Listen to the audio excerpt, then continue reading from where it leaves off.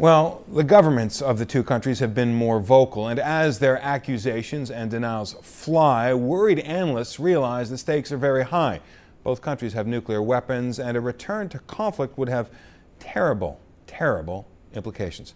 For more, we're joined now by Christine Fair, a senior political scientist with RAND Corporation, joining us now live from Washington. Thanks so much for being with us. Let me ask you, first of all, about the government of Pakistan. It is saying point blank, Pakistan was not involved. It is saying that it will investigate, and it is saying that it will punish anyone on its soil who may have been responsible. That is a young, weak, civilian government saying all three things.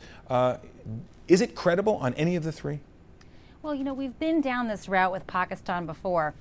There have been a number of terrorist attacks in India that have had a very clear Pakistani signature, and Pakistan has made all of these promises, and yet Pakistan has never honored any of those promises that it's made.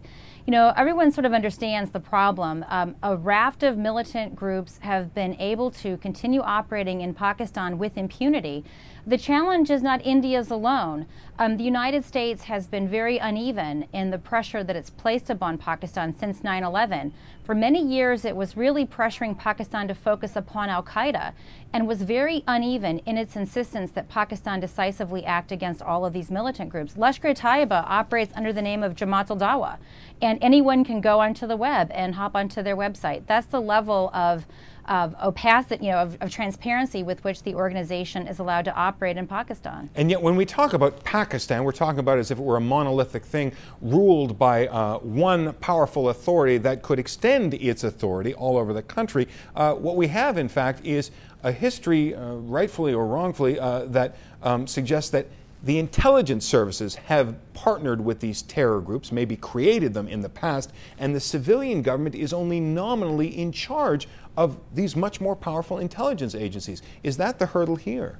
Well, see, I think that's a really good point. In many countries where there is a terrorism problem, the terrorist groups are sort of sui generis. In Pakistan, with very few exceptions, the militant groups operating in and from it are actually creations of, as you noted, Pakistan's ISI, which is its external intelligence agency, operating under the command and control of the Pakistan military chief, the army chief in particular. But not the government necessarily. Exactly, not Pakistan civilian leadership. In some case, in many ways, this is not even in the prime minister, much less the president's policy domain. It's in the domain of the chief of army staff, Kiani. So what does India do in this situation? What does the United States do? If indeed some kind of Pakistani involvement is proven, does it make sense to try and punish the government when the government, the civilians, aren't really the ones who were behind this? Well, no, this is exactly the problem. How do you selectively put pressure on the Pakistan army in a way that does not actually cause this very fragile democratic government to fall apart? Now, I might add, the Pakistan army very much understands this calculus, and it is this calculus that gives Pakistan a very high degree of impunity to continue to allow these groups to operate with these kinds of consequences. Another factor that complicates the decision-making of India, the United States, of course, is the fact that Pakistan is a nuclear weapon state. Everyone is very loath to sanction Pakistan because it fears how Pakistan might react. Well, let me jump in on that very thought, because we have just a moment. They're both nuclear states. How nervous should the whole world be right now? Well, there are multiple kinds of concerns. One, of course, is a conventional escalation that spills out of control. I don't think anyone in India is really talking about a military response. The level of proof for demonstrating state complicity just really isn't there. I think the real concern is, how do you deal with Pakistan? How do you compel Pakistan to seriously clamp down and end comprehensively not only supporting militant groups that operate from its borders, but actually eliminate them decisively?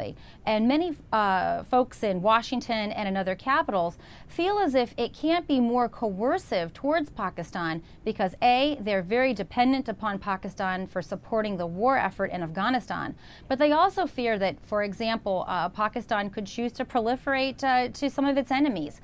Now, whether or not that's likely, of course, is another question altogether, but it's these kinds of fears that really produce a policy paralysis and limit the perceived options that global capitals have to take towards Pakistan. Limited options. Christine Fair of RAND. Thanks so much for talking with us.